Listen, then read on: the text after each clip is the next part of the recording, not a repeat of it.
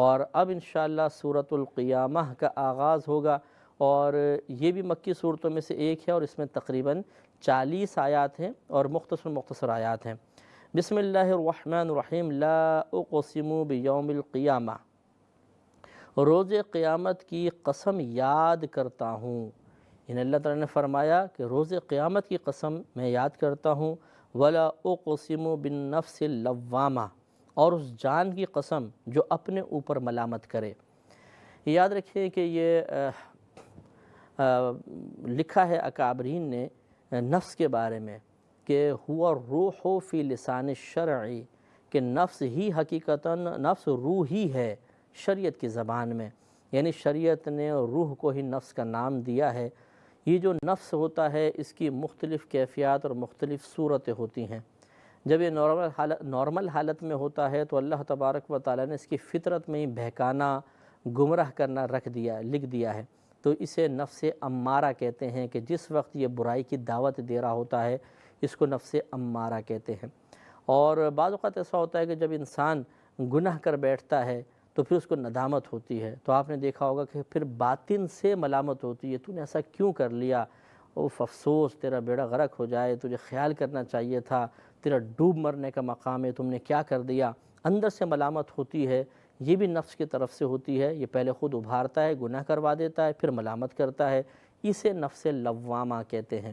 اور پھر اگر انسان اپنے نفس کو قابو میں کر کے اللہ تعالیٰ کی رضا والے کام کرتا رہے، اور اللہ کا کرم اور اس کی رحمت شامل حال رہے، اور انسان پھر کامیاب ہو کر ایمان پر دنیا سے رخصت ہو جائے، انعامات کی اس پر بارش ہو، تو اس وقت اسے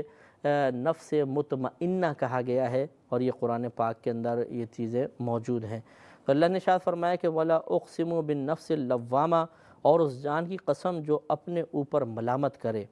أَيَحْسَبُ الْإِنسَانُ، کیا انسان یہ گمان کرتا ہے، أَلَّن نَجْمَعَ عِظَامَهُ، کہ ہم ہرگز اس کی ہڈیاں جمع نہ فرمائیں گے۔ یہ کفار کے دعوے تھے، وہ کفار کہتے تھے کیسے ہو سکتا ہے کہ یہ ہڈیاں جو بالکل ریزہ ریزہ ہو رہی ہیں، مٹی میں مل رہی ہیں، اس سے اللہ تعالیٰ ہمیں دوبارہ اٹھائے گا؟ لیکن اللہ تعالیٰ نے ارشاد فرمایا بلا، ہاں کیوں نہیں، قادرین علی ان نسوی بنانہ، ہم قادر ہیں کہ اس کے پور ٹھیک بنا دیں،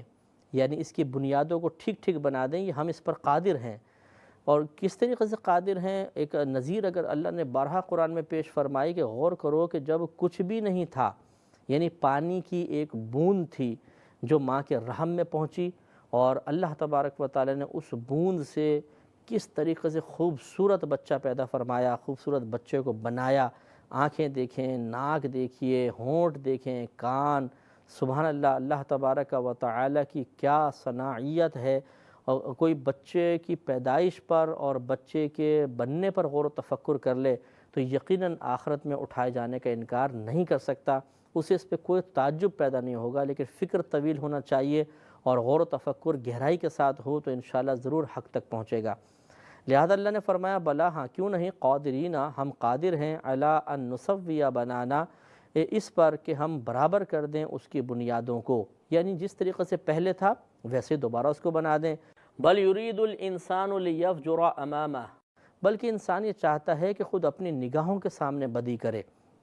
یعنی جو انکار کر رہا ہے یہ انکار اس کا ایک اس وجہ سے ہے تاکہ آخرت کی فکر ہٹ جائے، جو ٹینشن ہے اس کا یقین کرنے کی بنا پہ ختم ہو جائے، اور وہ آزادانہ اپنی نگاہوں کے سامنے گناہ کرتے رہے۔ جیسے آج کل گناہ گار کو آپ سمجھائیں تو وہ بیزار ہو جاتا ہے، پریشان ہوتا ہے، نصیحت کے الفاظ اسے بوجھ محسوس ہوتے ہیں، نصیحت کرنے والا بڑا برا لگتا ہے، بعض اوقات وہ تھپڑ مارنے کو دل چاہتا ہے، بعض اوقات مار بھی دیا جاتا ہے،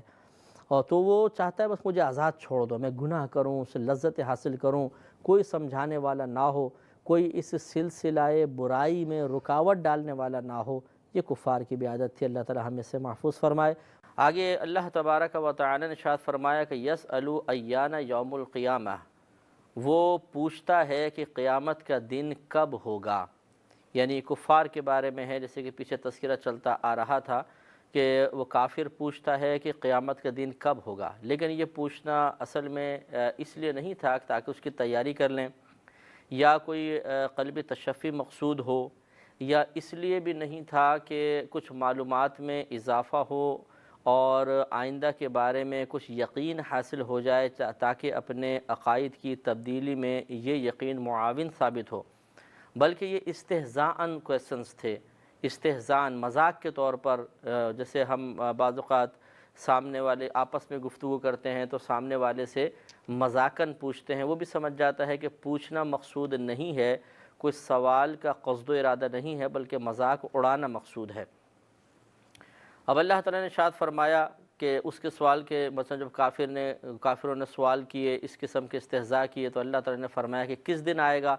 یہ تو جو اس کا ایکوریٹ وقت ہے اس اعتبار سے کہ کس سن میں آئے گی، کس صدی میں آئے گی، یہ اللہ نے پوشیدہ فرمائی ہے۔ ہاں، اپنے حبیب کریم صلی اللہ علیہ وسلم کو اس حد تک اذن عطا فرمایا کہ آپ قیامت کی بڑی بڑی نشانیاں لوگوں کو بتا دیجئے۔ اس کے علاوہ یہاں تک نبی کریم صلی اللہ علیہ وسلم نے باعطائے اور حکم اور باذن الہی بتایا کہ جمعے کے روز قیامت قائم ہوگی اور 10 محرم الحرام یعنی عاشورہ کے روز قائم ہوگی۔ چنانچہ اب اس کے تھوڑے سے احوال اللہ تبارک و تعالی نے ذکر فرمائے کہ فَإِذَا بَرِقَ الْبَصَرُ، پھر جس دن آنکھ چندھیا جائے گی، یعنی جسے تیز لائٹ پڑتی ایک دم آنکھ بند ہو جاتی ہے، اس طرح آنکھیں چندھیا جائیں گی۔ وَخَسَفَ الْقَمَرُ، اور چاند کو گہن لگ جائے گا۔ وَجُمِعَ الشَّمْسُ وَالْقَمَرُ، اور سورج اور چاند ملا دیے جائیں گے، یعنی اس طرح کہ ان کے یہ بے نور ہو جائیں گے، تو بے نور ہونے کے سلسلے میں دونوں میں گویا کہ ملاپ ہو جائے گا۔ یقول الانسان یومئذ این المفر، اس دن آدمی کہے گا کہ کدھر بھاگ کر جاؤں، کہاں کوئی جائے فرار ہے کہ جہاں میں بھاگ کر اس قیامت کی ہولناکیوں سے محفوظ ہو جاؤں۔ کلا لا وزر، ہرگز نہیں، کوئی جائے پناہ، کوئی پناہ آج نہیں ہے۔ الی ربک یومئذ المستقر، اس دن تیرے رب ہی کی طرف جا کر ٹھہرنا ہے۔ یعنی گویا کہ اللہ تبارک و تعالیٰ ان لوگوں کے جواب میں گویا کہ یوں کلام ہوگا، یا اللہ کی طرف سے کوئی فرشتہ ندا کرے گا کہ آج یہ تمہاری بے چینی اور بے قراری تمہارے لیے کوئی نافع نہیں ہے کہ کوئی تم پر رحم کیا جائے اور تمہیں جائے فرار دے دی جائے، بلکہ آج کہیں پر بھی فرار ممکن نہیں، آج ایک ہی مقام پر قرار اور استقرار ہوگا، وہاں پہ سب لوگ پہنچیں گے، ٹھہریں گے، اور وہ اللہ تعالیٰ کی بارگاہ ہے۔ یُنَبَّأُ الْإِنسَانُ یَوْمَئِذٍ بِمَا قَدَّمَ وَأَخَّرَ، اس دن آدمی کو اس کا سب اگلا اور پچھلا بتا دیا جائے گا، یعنی خبر دی جائے گی انسان کو اس دن اس کی جو اس نے پہلے پیچھے چھوڑ کر آیا اور جو اس نے آگے کیا یا آگے بھیجا، یعنی اس کے نام اعمال کی اس کو خبر دی جائے گی، تمام اس کے معاملات اس کے سامنے ظاہر کیے جائیں گے، وہ اپنا خود نام اعمال اللہ تبارک و تعالیٰ کی بارگاہ میں پڑھ کر سنائے گا۔ اچھے اعمال ہوں گے تو انعام پائے گا، برے اعمال ہوں گے تو سزا پائے گا۔ لیکن یہ مسلمان کے ساتھ ہے، کافر کے اگر کوئی اچھے اعمال تھے بھی تو دنیا میں ہی اللہ تبارک و تعالیٰ اسے اس کا کوئی اچھا بدلہ دے دے گا، آخرت میں کفار کے لیے کسی اچھے بدلے کی کوئی امید نہیں ہے، کیونکہ نصوص صریحہ اس پر گواہ ہیں۔ اللہ تبارک و تعالیٰ نے فیصلہ فرما لیا کہ کسی بھی کافر کو بروز قیامت انعام نہیں دیا جائے گا، کوئی اس کو آسائش، سہولت اور کوئی اللہ کی کرم نوازی اس پر نہیں ہوگی، وہ دن ان کے لیے سختی کا اور شدت کا دن ہے۔ ہاں، مسلمان کے لیے ہے کہ جب وہ اپنے نام اعمال پڑھے گا، نیکی بھی ہوں گی، بدی بھی ہوں گی، اللہ تعالیٰ کی کرم نوازی پر موقوف ہے، نیک اعمال قبول فرمائے گا، بدیوں کو معاف فرمائے گا، کسی کی سفارش اس کے حق میں قبول فرما کے اس کے لیے بخشش کا ذریعہ بنا دے گا۔ مسلمان کے لیے بہت سے چانسز ہیں، لیکن کافر کے لیے نجات اور اللہ تعالیٰ کی گرفت سے بچنے کا ایک بھی چانس نہیں ہے۔ بل الانسان علی نفسہ بصیرہ، بلکہ انسان خود ہی اپنے حال پر پوری نگاہ رکھنے والا ہے۔ یعنی مراد کہنے کی یہ ہے کہ کسی اور کو اس کا احتساب اور محاسبہ کرنے کی حاجت نہیں، اللہ تبارک و تعالیٰ نے ہر انسان کو اتنی صلاحیت دی ہے کہ وہ بآسانی اپنا محاسبہ کر سکتا ہے، اور یقیناً انسان اپنے اعمال کو دوسروں کے مقابلے میں بہتر جانتا ہے، خلوت میں کیا کر رہا ہے، جلوت میں کیا کر رہا ہے۔ اگر لوگوں کے درمیان بیٹھا ہے اور کوئی بات سوچ رہا ہے، کوئی منفی منصوبہ بنا رہا ہے، لوگوں کو کیا پتہ، وہ تو سر جھکا کے بیٹھا ہوا ہے، لیکن کیا سوچ رہا ہے یہ خود وہ تو جانتا ہے نا۔ تو اس لیے انسان خود اپنے بارے میں جانتا ہے وہ کیا کر رہا ہے، تو گویا کہ اس میں بھی ایک محاسبے کی دعوت دی جا رہی ہے کہ اپنے بارے میں خود غور کرو، کیونکہ تم اپنے بارے میں زیادہ بہتر جانتے ہو کہ کیا کر رہے ہو اور کس طریقے سے اللہ تعالیٰ کی بارگاہ میں جا کے اس کا حساب دو گے۔ وَلَوْ أَلْقَى مَعَاذِيرَهُ،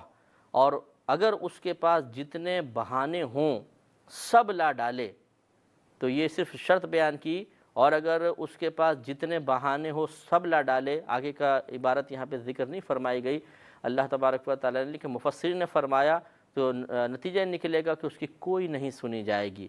کیونکہ میدان محشر میں وہاں پر عذر خواہی، بہانے تراشنا، یہ اللہ تعالیٰ کی بارگاہ میں پھر نہیں سنے جائیں گے، اور کافر کو داخل جہنم کیا جائے گا۔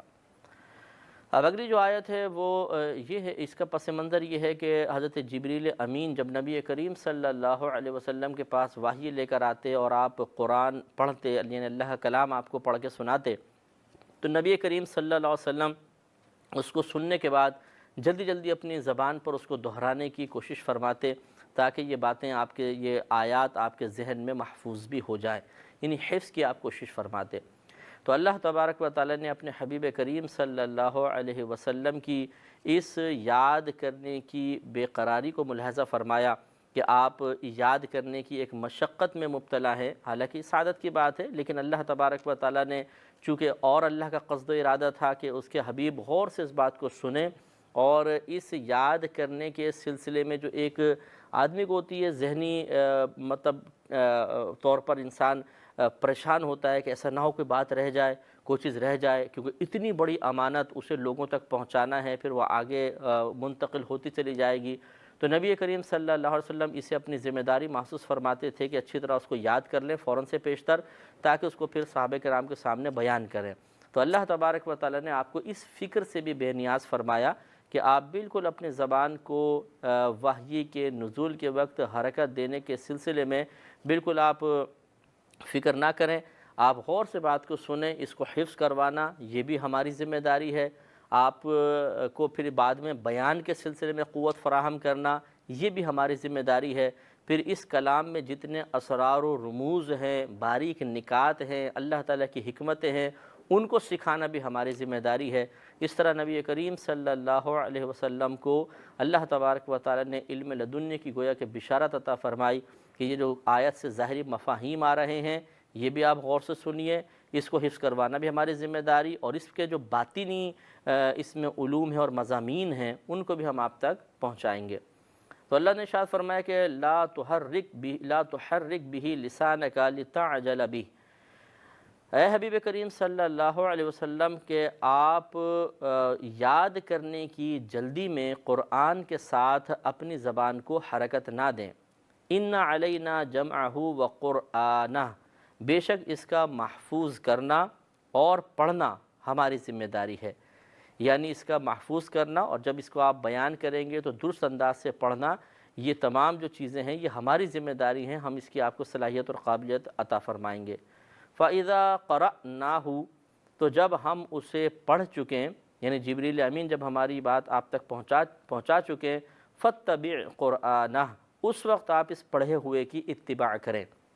یعنی پھر اس کو آپ دہرائیں، اور آپ یہ دیکھیں گے کہ باکرم الہی، بعطاء الہی، یہ چیز آپ کے ذہن میں جیسے ایک فیڈنگ ہوتی ہے کہ آپ اپنی وائس ریکارڈ کرا دیتے ہیں تو وہاں پہ بالکل آواز محفوظ ہو جاتی ہے، اسی طرح جبریل امین جو کچھ آپ کے سامنے بیان کریں گے وہ آپ کے ذہن میں محفوظ ہو جائے گا بعطاء الہی، اور پھر آپ اس کو بیان کریں گے۔ ثم ان علینا بیانہ، پھر بے شک ہم پر، ہمارے ذمہ کرم پر ہے اس کا بیان، یعنی جتنے مضامین، جتنی آیات آپ کے سامنے پیش کی گئیں اس کا بیان، یعنی اس کے باریک نکات، اس کی وضاحتیں، وہ بھی ہمارے ذمہ کرم پر ہے کہ ہم آپ کو بتائیں گے۔ کلا بل تحبون العاجلہ، یہ بیان فرمانے کے بعد پھر کفار کی طرف اللہ تبارک و تعالیٰ نے کلام کا رخ پھیرا گویا کہ، اور کفار کو